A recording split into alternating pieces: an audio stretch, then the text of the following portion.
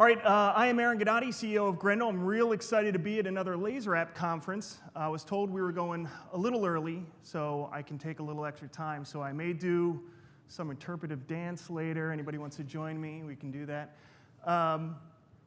When I got the email about the theme for Laser App, adoption, I was really excited. I think it's the thing everybody needs to be talking about, but nobody does. It's the elephant in the room. Nobody wants to admit that not everybody's using their software, and people who buy software don't want to admit that they can't get their people to use it, but that's a reality. And I don't think we can ever get 100% adoption, and I don't think we should. However, talking about adoption and being able to get that message out there and figuring out ways where we can increase adoption, don't get me wrong, I love that as a software vendor. But I think it's a phenomenal thing for everyone here to be able to have as well. So let me, oh, where's my slide? There we go, thank you. Oh, that's right, it's down here. So what is Grendel? For those of you who don't know, Grendel was born from our sister company, which is an RIA.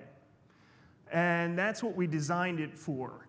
Now, it's certainly grown quite a bit over the years, and we now service pretty much everyone in all corners of the financial services industry, but our core start was at the RA level.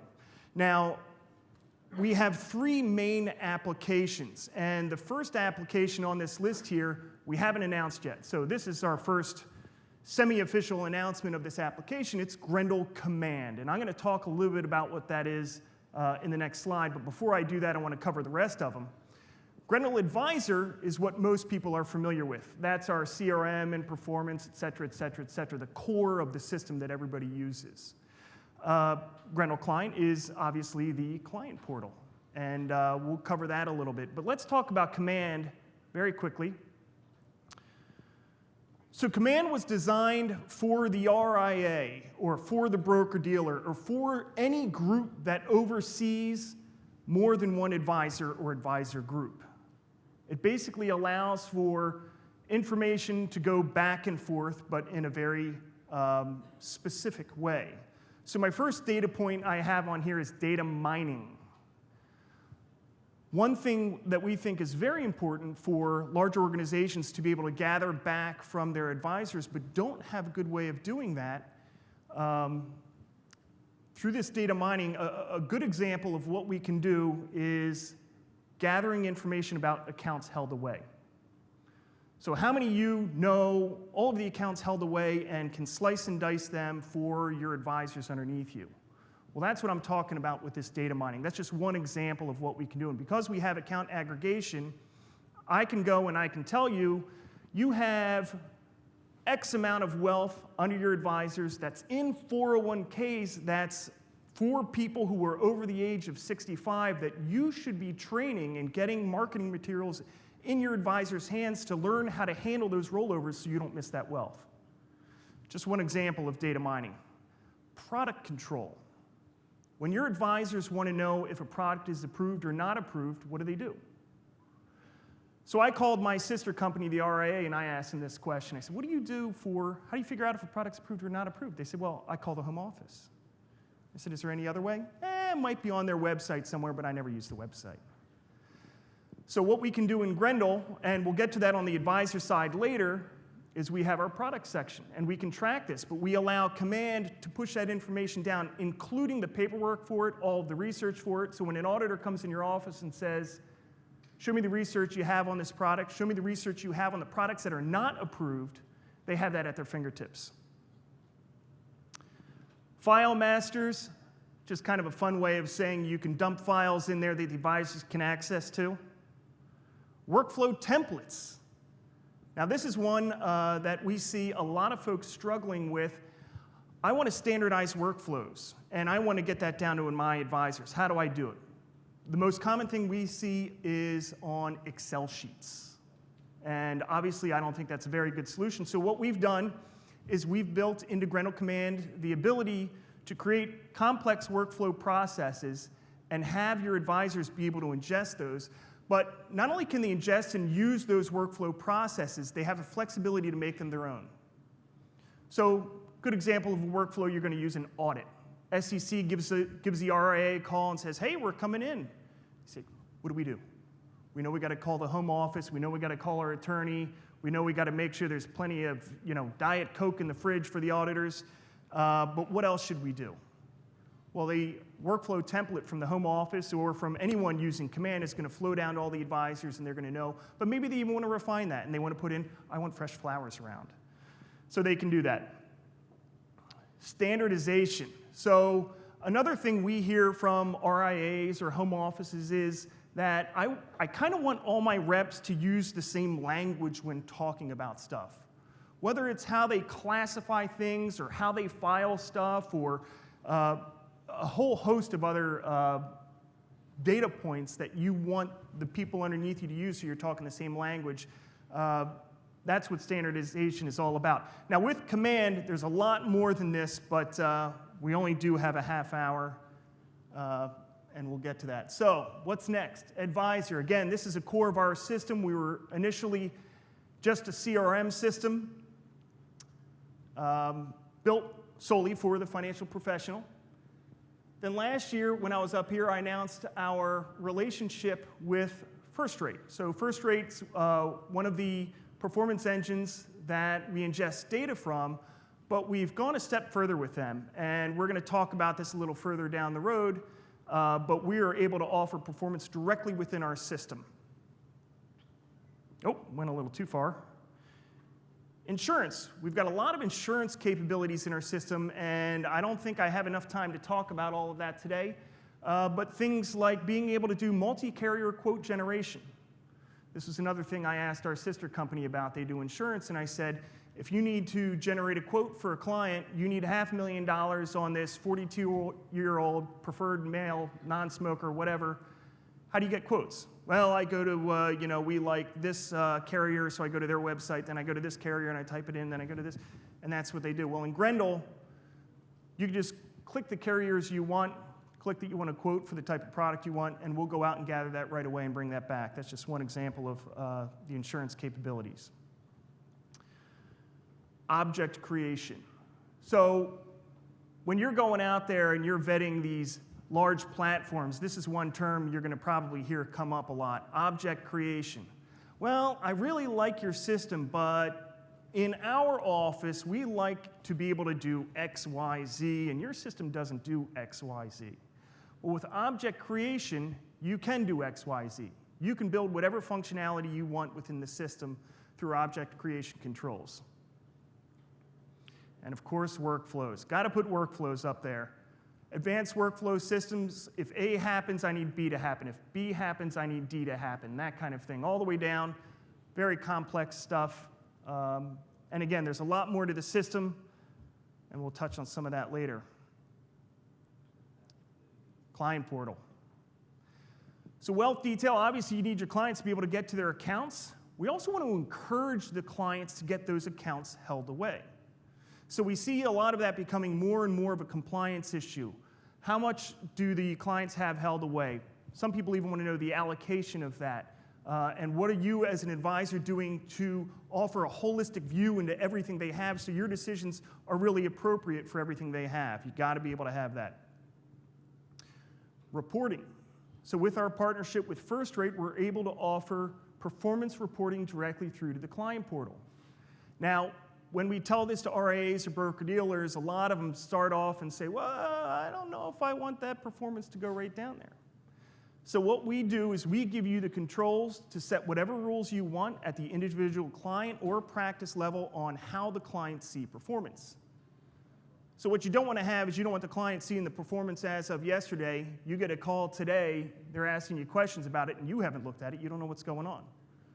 So one of the things you can do is say, I don't want my clients to see anything until after I go through my review with them, and my last review with this client was at the end of the year last year. So you set that date. When the clients go in and see their performance, that's all they can see. And you say, you know what, I don't want to see them associating benchmarks with that. That's just going to ask a lot of questions, and it might frustrate them. Show them the performance is good enough. Well, we can do that too.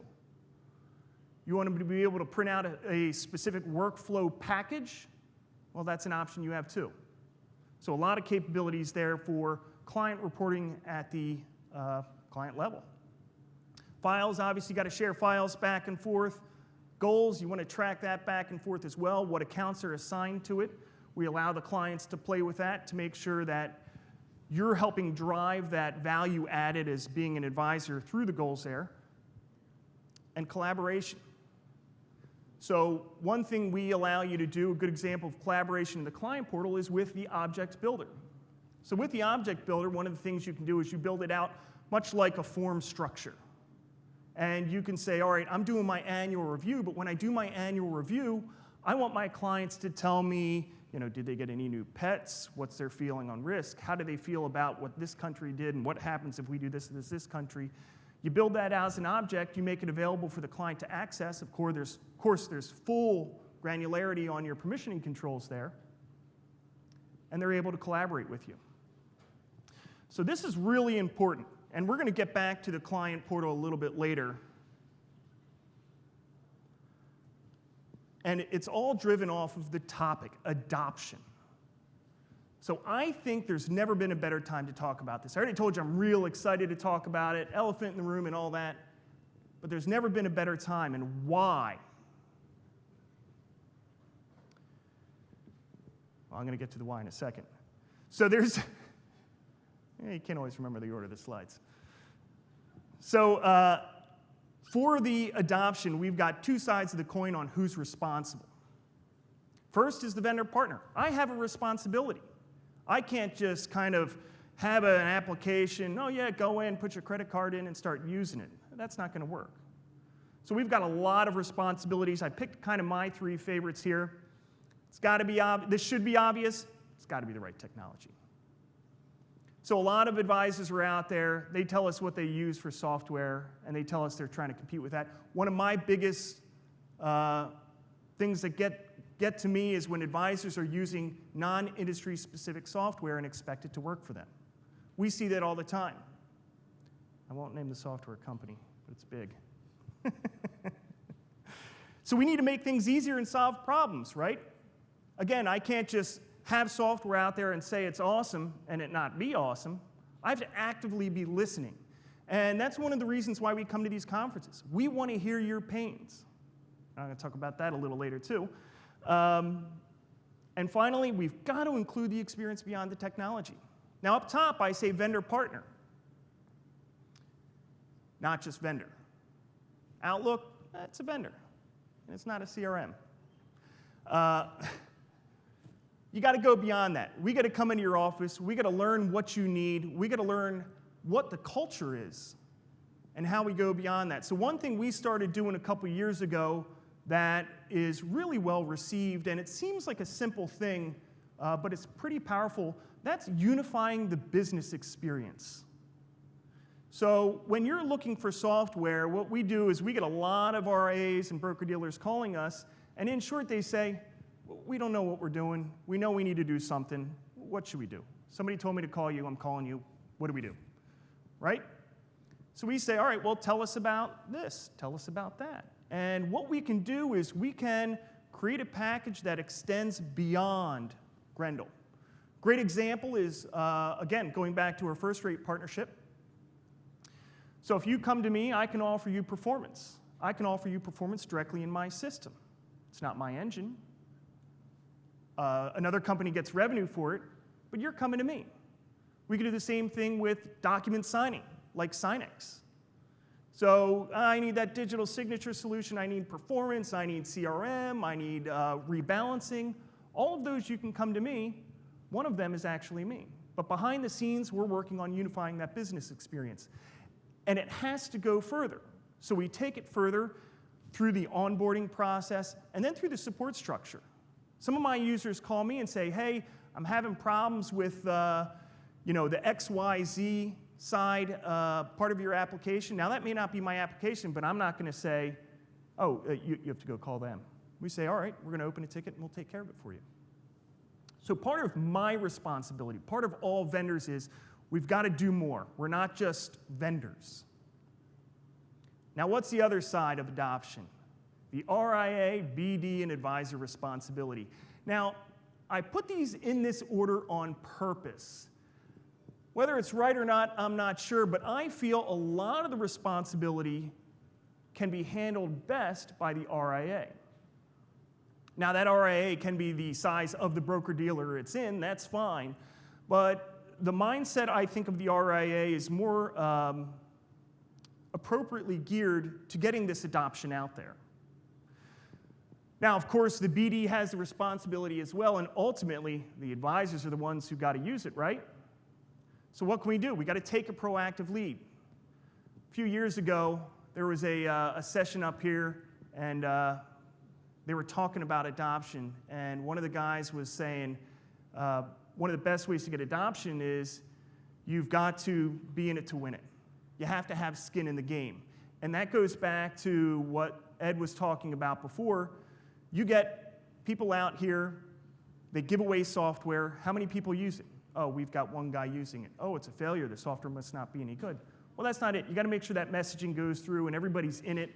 And having skin in the game, that makes a big difference. So taking a proactive lead, getting out there. You don't want to be behind the curve. This is what I'm getting at, and it's going to tie together more later. But you don't want to be behind the curve. You want to be ahead of the curve, and it's becoming more and more important. Getting the right software package. I mean, this is, I've said this before earlier, and I think it's worth saying again, you got to get industry-specific software. You got to use it. You got to make sure that people know how your office is run. And the last one, got to use it. Now, I'm going to take a little bit of a different take on how we talk about how you get adoption done. Instead of talking about specific tactics, I want to talk about why. So I think our biggest danger right now is non-adoption. And that's because clients' perceptions of what's expected from their advisor is going through a radical shift. And those advisors without the right tech are simply going to be left behind. Now, tonight we've got the casino cruise. Oop, excuse me, lost my mic. There we go. Going into my pocket for a Grendel bucks. So casino cruise tonight, we're going to be doing some gambling. And at the end of the night, we're going to tally up our winnings. You're going to use those to get tickets. And then Laser App is going to be raffling off a bunch of really cool stuff. John told me they've got a drone with a camera on it. I think he said they've got a pony. They got a lot of cool stuff they're raffling off. So that's what these are for. We want to make sure we use these, use them for gambling. It's going to be a great time. But I want to offer some tips right now. If anybody can tell me what the next slide's going to be. Clients are going through a radical shift right now in their perception. What is changing clients' perceptions? Anybody? What'd you say? Technology, right. One specific technology. Robo. Somebody, all right, we got $100 over there. I'll get that to you. Exactly. Robos. Now, Kevin Hughes had that thing where he pulled the heart out and it was still beating. I wasn't sure if showing the Terminator would be a little too harsh. Now I think I didn't go far enough. So yeah, robos. We hear about it all the time, right? And you got that feeling in the back of your heart, am I doing enough against robos? Are robos going to be eating my lunch? And the answer is, they might. Now, I think a lot of the hype about robos is a little over the top. I think with some work, they can actually help you grow even better. There's an opportunity here. So what are robos? Let's just break it down real simply. Robos are automated workflow processes typically around the trading system. And for the discussion here, I'm not talking about the advisor-friendly robos. I'm just talking about those robos that the custodians have that they'd be crazy not to have, right? You can't blame them for having it, to get those accounts. They are getting business, and they will continue to get business, and they will continue to get more sophisticated. So this leaves us with a little bit of an opportunity. Now, we all know this quote from The Art of War, right? Know your enemies. So what are our enemies here? It's our competition. On one side, we've got the robos. So what are the strengths of the robos? There's a lot of commercials on them on TV right now. I don't see commercials for flesh and blood independent advisors like I do for the robos. So they're getting out there.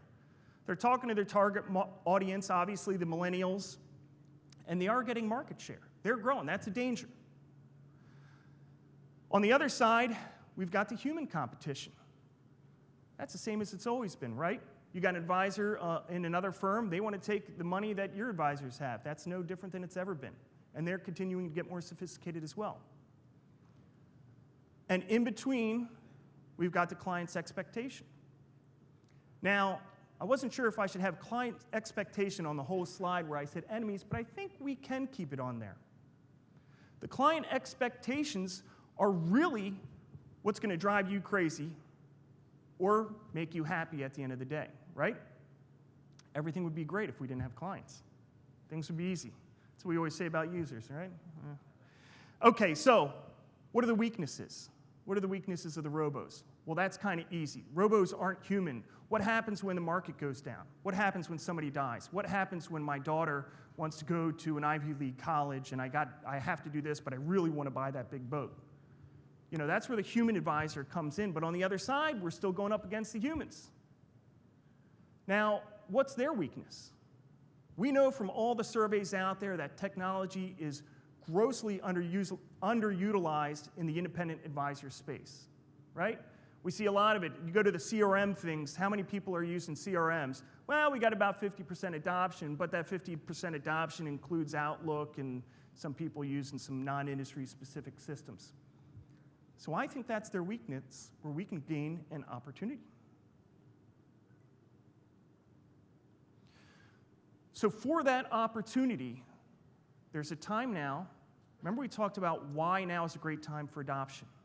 There's this opportunity where clients are now saying, I want better technology. I want better processes from my advisor. I want better real-time interaction with my advisor from anywhere.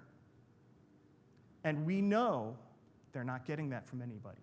So we can now create an unfair advantage. What's an unfair advantage? This is an unfair advantage. This is the USS Ford being built right now in Newport News Shipbuilding, and it's the largest carrier in our fleet. And if you took our fleet as it is today against the entire fleets of the rest of the world combined, we're still almost double in size. That is an unfair advantage. Now, are any of those fleets going to try and come up against our fleets? Not a chance. So how can we do that for you? You've got robos out there. They're not going to stop. They don't sleep. They don't care. They're just going to keep coming. What are we going to do for you? So the other line, or the other part of this quote, most people stop at the first part of this quote. Know your enemies. But the second part is know yourself. So what are you doing to create that unfair advantage? What are you doing to make sure you're ahead of robos? Do you have a plan? You should. Do you have a tech package where you can say, I've got everything I need to beat robos? When my clients come to me and they ask me about robos, I'm going to tell them exactly what we have. We've got the robos and better.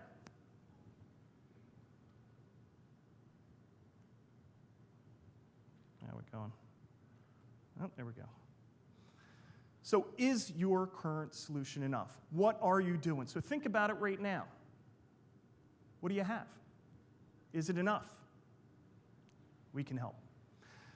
So I want to give you a little walkthrough of Grendel here, especially for those of you who may not have seen it yet. I'm just going to highlight some points. Instead of going through a whole walkthrough, I thought that would be boring. I know how much people love PowerPoint and bullets, so I thought I'd put a bunch of them up and really liven it up. So in your CRM system, again, got to be designed for the financial professional. If not, you're already starting 2 steps back. Natural household structures. So in Grendel, what we do is we love the concept of what we call natural householding. So we can see the little picture here, if you can see it in the top left there. We've got a husband and wife team. Now, they can have relationships with anybody else in the system, but we know a lot of times when you're dealing with clients, you're dealing with a team. And that extends throughout the entire app, and we'll talk about that a little more later. Sophisticated workflows. Got to have it in a CRM. A lot of CRMs don't have it. And a lot charge extra if you want to add it. And industry integrations. Do we integrate with Laser App? You betcha. Do we integrate with Money Guide Pro? You betcha. So you got to have those. Now what about advanced CRM? So we talked a little earlier about object creation. Being able to design the CRM to fulfill your needs. Now, we like to say that since we've built this for the financial professional, one thing we've always been happy about or been proud about is that we have a lot of the features in there that you're looking for already. So, can I track investment policy statements in here? Sure. Is the filing compliant? Absolutely. Call us when you go through an audit. We'll help you. We do it all the time. But the object creation is the little cream on top. Do you need a developer to build it? Absolutely not. It's extremely UI, user-friendly, easy to do, and really gets the system to exactly what you need it to be. Client portal integration. So this goes back to the robos. Your clients are expecting technology. They're expecting to see their accounts. They're expecting to know things from you right on their tablets. Can they do that? They should. And command standardization and command access.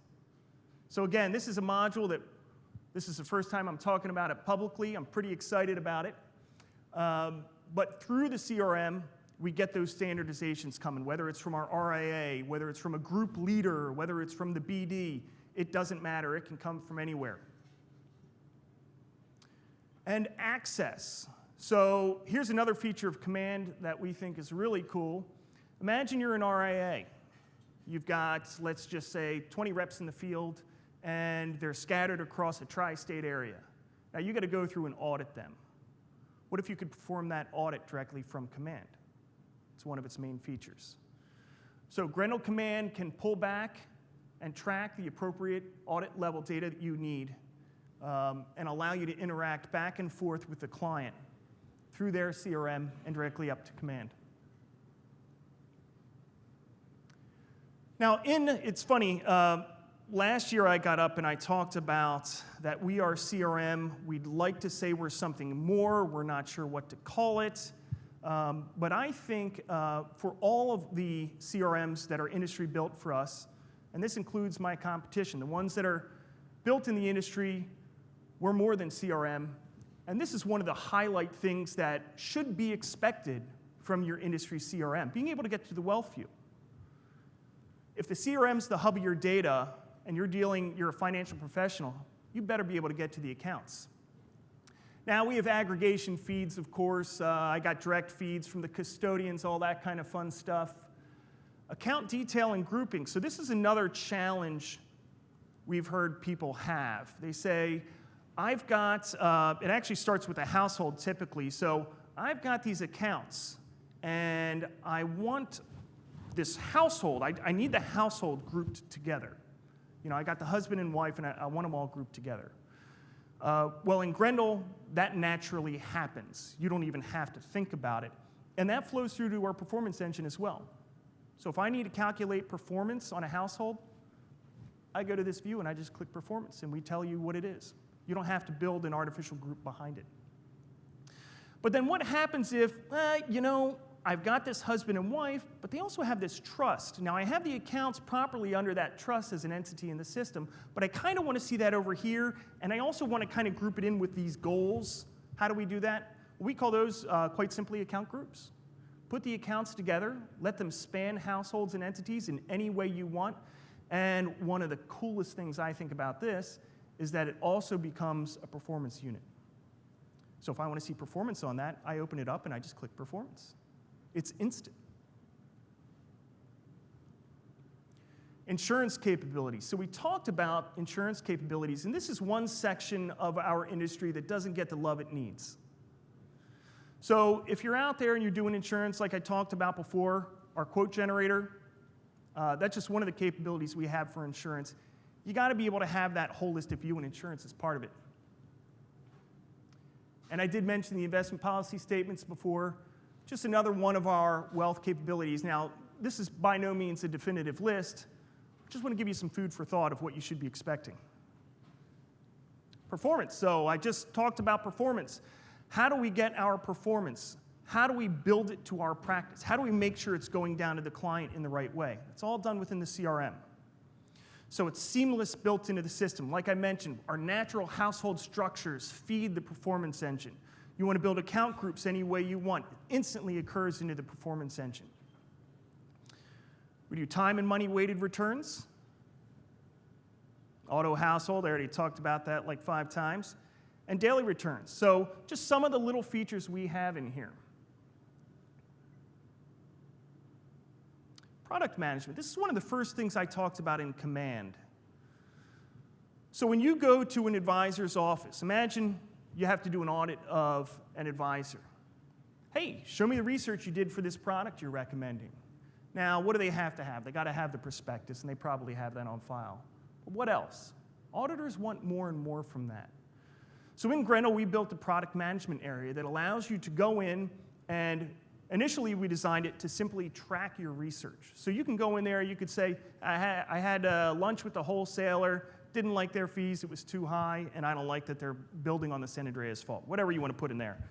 And you can put whether you're recommending, not recommending, whether the home office has it approved, not approved, and all of this can be fed automatically again through Command. Now, one of the cool things that I really like in this is we auto-fill this with all of the data the advisors have. So the advisors don't have to come in here and say, oh, I sell IBM, I sell the XYZ Main Street Growth and Income Fund, I sell the whatever. Grendel automatically populates it from what they have. And we can, which is a little tough to see on this view, we can instantly auto-cross-reference that. So if I need to know who owns this product, I just go to Grendel, load up the product, and I can see right there, and I can drill all the way down to the account detail and do whatever I need to do with this. So when the auditor comes to your office or the advisor's office and says, show me the research, we got a report for that. Well, I need to see the research for the products you're not recommending. No problem, we put that in Grendel too. And the client portal. So what are clients expecting? The biggest threat from robos is how they're changing the client perspective. So what are you doing to combat that? Do you have a client portal? You better. And what does it have? Number one, does it meet the client's expectations? Can I get to my wealth? Can I drill down? Can I see the positions within my accounts? Can I see everything in one holistic view that my advisor promises me they can give me? Yeah, absolutely. Can clients service themselves? So this is another change in perception that the robos are pushing. Well, I don't need an advisor. I can go in and click, click, click this. Now, we know what a disaster that can eventually turn into, again, when the market goes sour or when people learn how to game the system. Why am I only getting 6% of my robo? Oh, way you filled out the risk tolerance questionnaire decides how you're invested. Oh, okay, I'll go change that. Oh, great, get more. And the market tanks, and what happens? But the idea that they can service themselves, so they go into their client portal, they see their accounts. I wonder how that account's doing. Let me look at my performance. Oh, yeah, no, got it. They feel like they're servicing themselves in a way they are, and they're happier, and they're not calling you as much. And when you meet with them quarterly, semi-annually, annually, whenever you're meeting with them, they already know a lot of what's going on. It's a great way to interact. Collaboration tools are huge as well. So this binds you tighter. The robos are, we know what they are. They're cold, automated processes. You're the advisor. You're the one who's going to guide them through the tough choices. And with collaboration tools, we built that so you can work back and forth actively with them. If you create an object, you can make that available to the client. They can use it. You want to work with scheduling together? Do it through the client portal. And finally, driving opportunities. We've got a lot of ways we help drive opportunities in the client portal. One of them is for them to be able to aggregate their own accounts. So they go to mint.com, they can aggregate accounts, they go to the robos, they can get some of that. What about you? Can they do that with you? You want them to. So they go out and they say, oh, my advisor doesn't know. I got this $700,000 over at Vanguard that my brother-in-law is managing. I'll put that in. As soon as they put it in, of course, you're going to get an email notification and have access to it. So, at the end of the day, we're thinking about adoption. It's you versus your competition. What are you doing? You need to have an answer. What are you doing to beat the competition? You've got to beat the robos. You've got to beat your human competitors. And you also got to beat those client expectations. So that's it for me. I'd like to ask the audience some questions real quick before we finish. I'll give you $100 in Grendel bucks for every pain point you have on adoption. And I want to extend this back to our, if you're shy, you don't have to shout out. I want to extend this back to our booth. So anybody who comes and tells me one of your pain points on adoption, we'll give you $100. Anybody who tells me how they solved it, I'll give you $200. So does anybody want to shout out a pain? You guys are shy. All right, we'll get you loose. Yeah. Cost. Right. So fantastic point on adoption, and that's kind of one of the bugaboos, I think. I got to get you $100 too. So cost, right? Everybody wants it for free, but then when they get it for free, they don't tend to use it, right? I mean, that's kind of the problem we're in. So how do we get that cost down? How do we spread that between the RIA, the BD, the overseeing entity, and the actual advisor themselves? Just this past year, we've come up with some really creative solutions to this. And again, this goes back to, I think, having to be more than a vendor and being a partner. So we onboarded this small broker-dealer. They were just about to lose their highest producing rep, which accounted for about 15% of their revenue. And they said, boy, you know, I looked at these other solutions. We couldn't afford to get these packages in place. He needs CRM, he needs performance, he needs rebalancing and all that kind of fun stuff, but we just can't afford it. We told him to go buy it himself. He won't do it. We don't know what to do. So we came up with a real creative structure on how we can not only make it work for him, but hit the right cost points across the rest. And I won't get into the exact details on this. If you want to talk to me about my booth, I certainly will. But it's a little bit more of a longer conversation.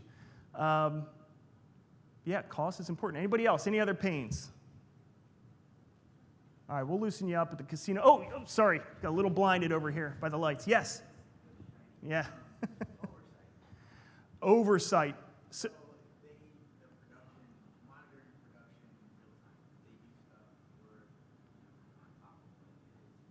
exactly. So he said oversight, being able to make sure the advisors are doing the right things, seeing what they're doing, when they're doing it.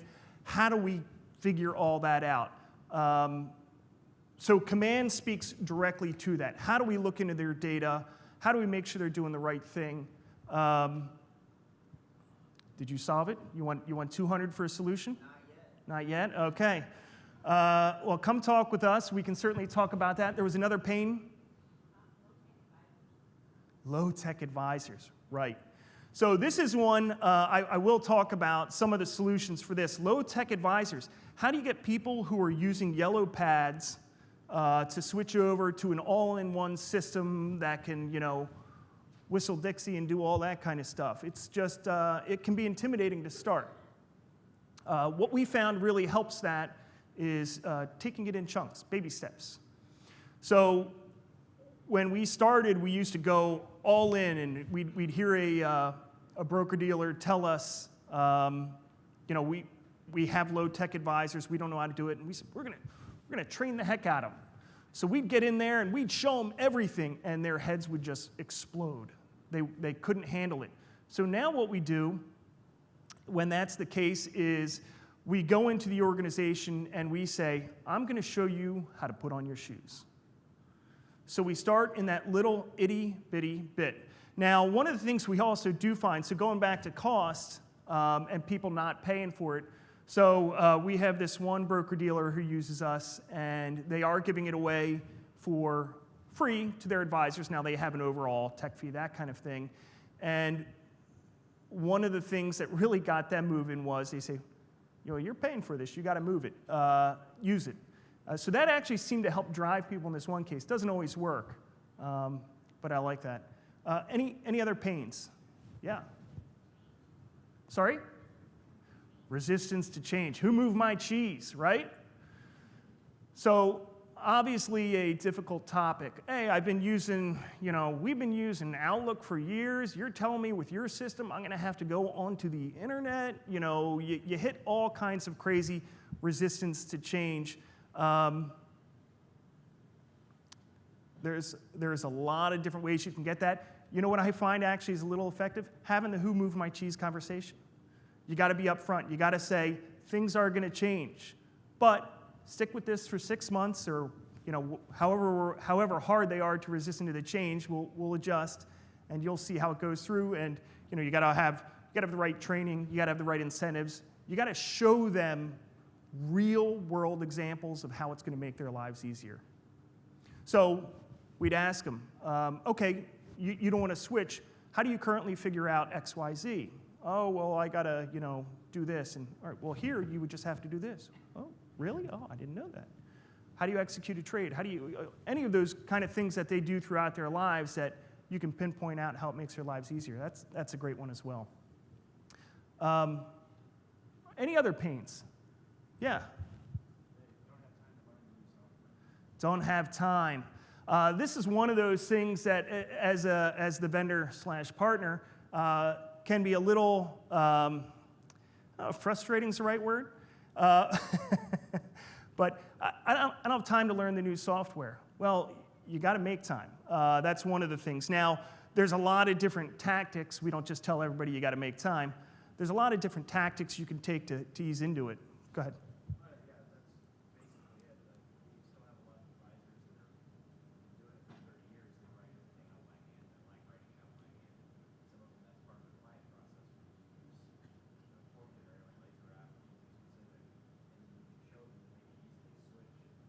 Yeah, exactly.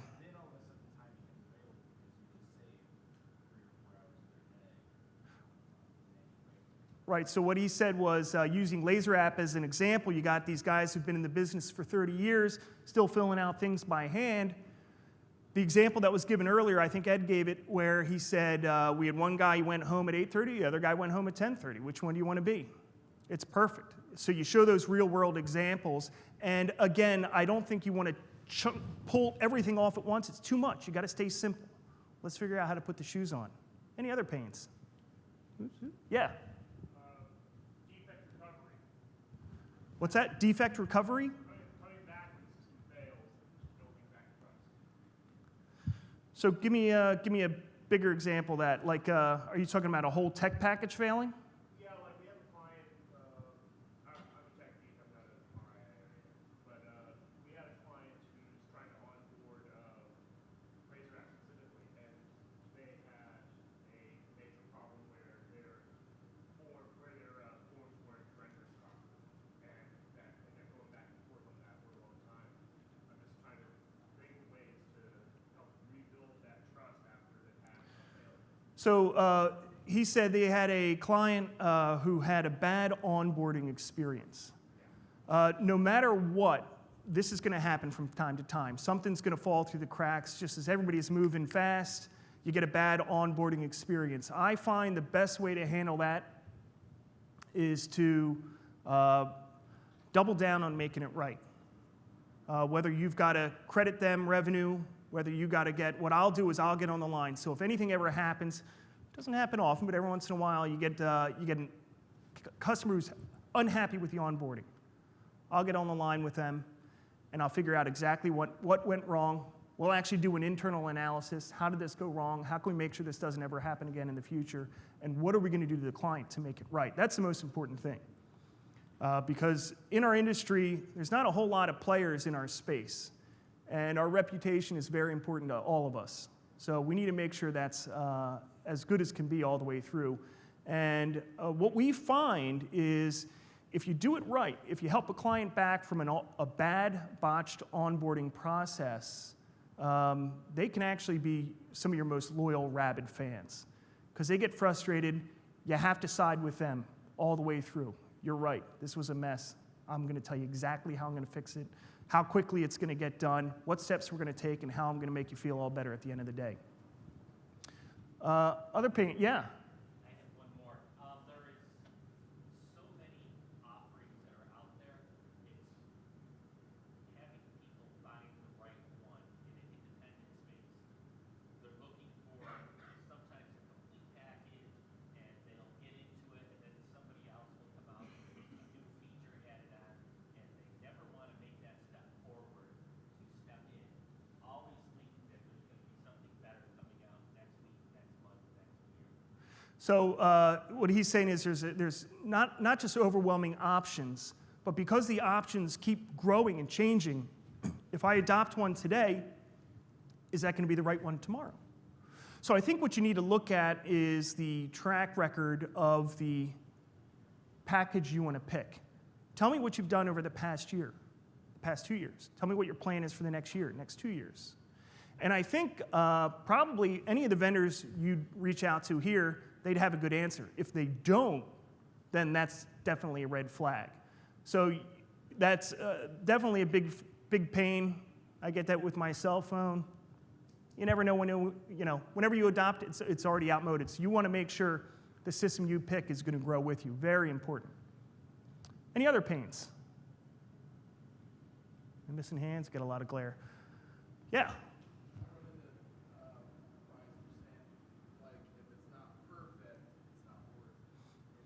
Yeah.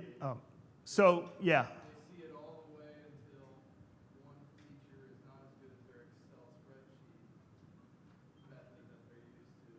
So Yeah, perfect. So we see this all the time where an advisor will come to you and they'll say, on my Excel sheet, I have what I'm going to have for dinner on there. I don't see that in Grendel.